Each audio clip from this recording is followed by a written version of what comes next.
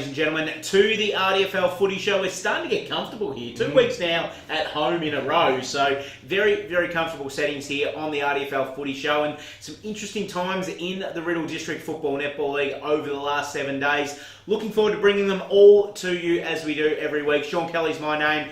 Joining me as always is the guru of the RDFL Media Department, Shaun and Yeendy. Welcome back, mate. Always pumped to be back, mate, especially after nice winter conditions, what footy's all about on the weekend, mate. So happy days and absolutely love it. Yeah, it certainly was. Let's jump straight into the talking points for the weekend. And talking point number one was celebrating the milestone of a couple of stalwarts of the Diggers at Rest Footy Club, Cole Laurie and Jeff Heritage, playing their 200th games, and the boys responding with a pretty big win. And one of the players that we focused as part of our Indigenous round last weekend, Jason Williams, had the 2-page spread on him in the record. Came back to Diggers Rest last week, 6 goals, best on ground, trying to help out his mates. Pretty good story. Absolutely, it's a terrific story, and all he's done over the last couple of years for Diggers and promoting that Indigenous round, which is great over the community, and great to see clubs as a whole embrace it as well too, which is great. And him to step up for his mates, and with Lefty and young Jeff doing really well, getting out there, and it's certainly an exciting time for them as well, and have a big win on their home deck. Yeah, they did a great job out there, Diggers Rest, and very still firming for that 4th grand final appearance in a row.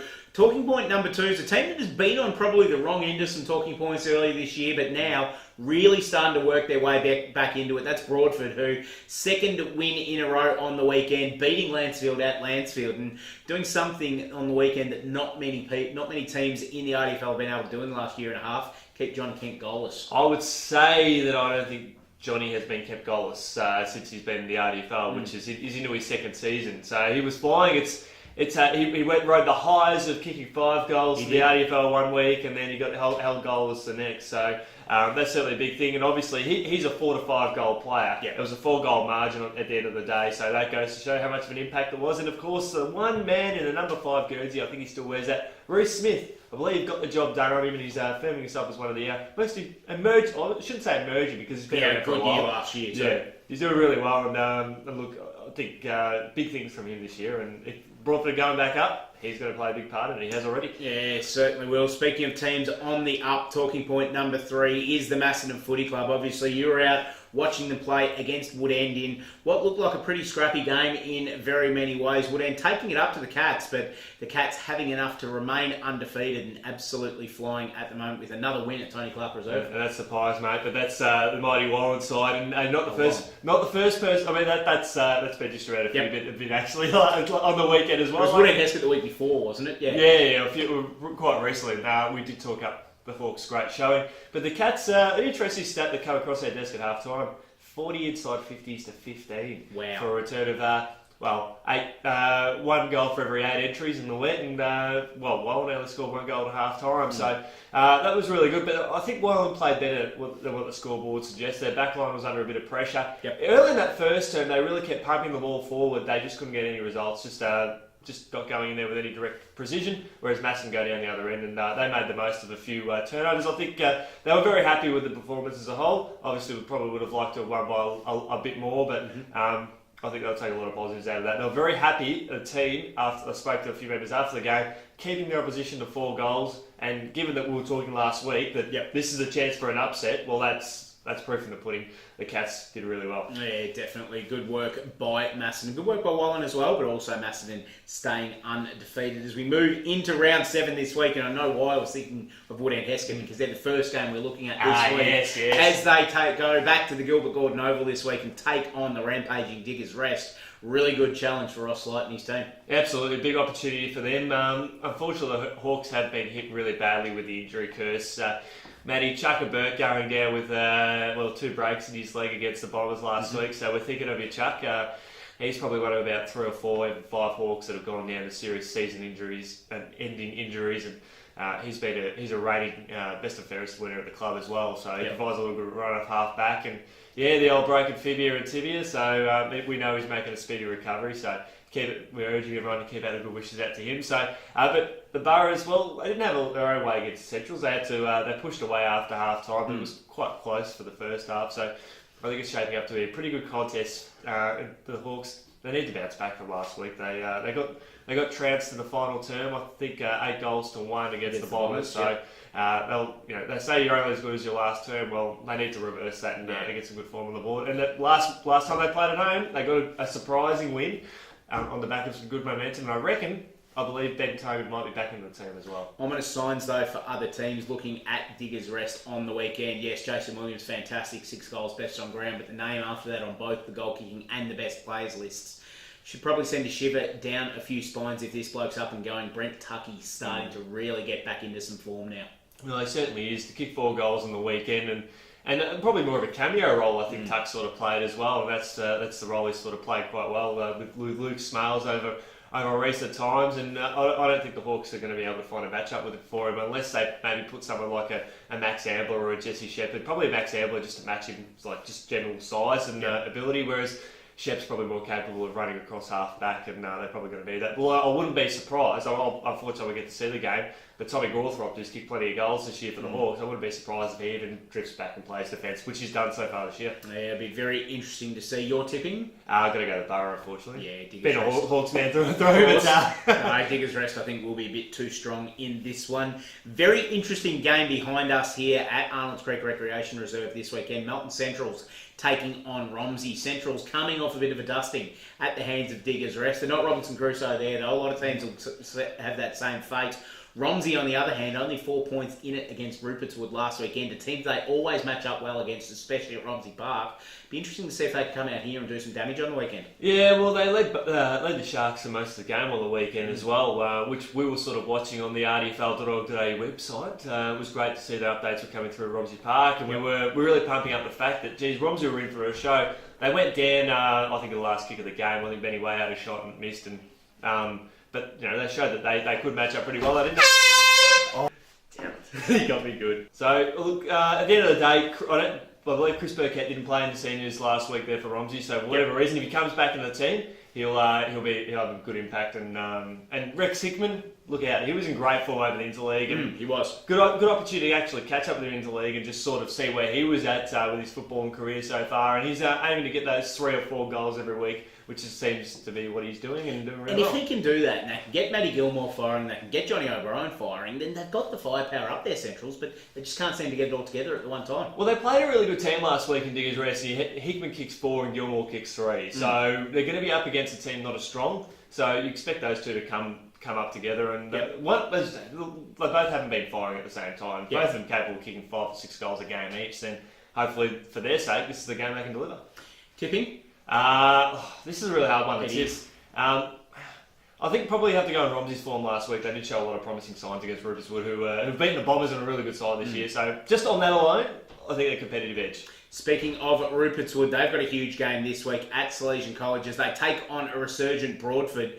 This will be a very good game, and obviously 3 weeks ago we would have looked at this and probably said Rupertswood how far, but right now Broadford up and coming, got their mojo back, and will be really looking to take a big scalp here. Yeah, definitely. I think it depends on the cattle they have available as well. If they can get their full team on board, and Lance Paccioni comes down and plays this game, he obviously has a good body in there. Brody Holland. If Broadford get their number 1 side on the paddy, then there's no reason why they can't go 3-0, almost like what Collingwood's been doing in recent weeks, or Carlton. Until the weekend. Yeah, exactly. Like Collingwood supporters. Yeah. They can go away with it. It's always good to see Collingwood lose. No one's disappointed there. But Rupertswood, they were pushed last week. Yep. Brett Chambers stepped up, kicked 3 goals. Yeah, great to see him back in action after obviously missing the interleague game with that bit of a niggle as well in the calf. Yeah, he made the call in the morning as well, so he was all set to go. And look, if he had played, I reckon the result probably would have been a little bit different. But it's good, as you say, he comes back, kicks 3 goals, and here he is. And so he needs to step up again as well. But depends on who Broadford have in the park. Yeah, if they've got the full complement, they'll be... It's almost one that you've got to tip with a caveat. If Broadford bring their full team, then you tip them. But if they don't, you tip Rupertswood. Yeah, and I realised the club understands how important they've got a big winning opportunity here. They've got that winning form going, so they'll push to try and win this game and do whatever they can to do so. The men's get the cattle on the park. Rockbank taking on Riddell at the Ian Cowie Reserve this weekend, and Unfortunately, this one will be a bit one-sided. Riddell, obviously, the thing that stood out with, they had a big win last week, but the thing that stood out was that they shared the goals. Jimmy Nolan kicked 3, Ruff kicked 3, Benny said kicked 3. They were all in there and all chipping about and kicking goals. Be interesting to see if they do the same thing this week against Rockbank, who obviously are a side that are struggling at the moment, struggling on the field a little bit, and Riddell will go in and start very, very, very warm favourites to win this game comfortably. So it'll be interesting to see how Riddell approach this game. And I think it's they're probably going to go the same tack they did last week as well. They're probably not going to have your Big Ruff or Jimmy Nolan, whoever they decide to push forward, put them one out and kick a bag. They had 7 multiple goal scorers last week. They're probably going to look for your 8s and 9s to do the same thing as well, and maybe try and if they're kicking 23, 24 goals, hopefully for Rockbank's sake they don't, but if they've got 24 goals on the board, they're probably going to have nearly a dozen players sharing in that, and they'll maybe a bit more one-dimensional against some of the stronger sides. Wallen taking on the Sunbury Kangaroos at Greenhill Reserve this week. Another game that could be a very, very good game. The Kangaroos back in form as we saw on the weekend against Rockbank. Wallen, as we mentioned before, going okay against Macedon, just couldn't quite keep up with one of the better sides. And I think that'll be the story again this weekend. Although at Greenhill Reserve, Wallen obviously do play a better standard of football being at home. They certainly do, but the key thing we noticed from last weekend, Sam Rexheppy was the go-to man. He pushed forward. He pushed further up the wing. He kicked their first 3 goals of the game. They kicked 4 for the game. If the Kangaroos shut him down, it might be curtains. They struggle to find an avenue to go. Exactly, and we know what Sam's like. He's quite big and he's quite quick as well. So they'll have to keep him out of the contest. I don't know whether they put maybe like a Matty Leonard on him. I know Dan Gregory will probably want to play a little bit further deep. So. That's basically it. Although I was really impressed in the ruck with Dave King, absolutely sensational ruck against Tommy Waters, and he was named in the best, which was good, and we noted that during the call. And he's got to be up against Jamie Cuff and Brenton Sutherland, so that'll be interesting. And Jamie Cuff, best on ground last week once again. Just does age ever catch up with this man? Not at all. I think he does get better with age, doesn't he? Yeah. Fantastic to see Cuffy still going around, and the Sunbury Kangaroos will start favourites in this game against Wallen. Last game for the weekend, Macedon taking on Lansfield at Tony Clark Reserve once again. Lansfield wanting to rebound after last week's loss, but they'll find it tough against the Macedon side. They're doing pretty well at the moment, Yeendy, and from what I hear during the week, they're your tip to win at this stage for the RDFL flag. Yeah, they're my tip for the flag, and I'll probably...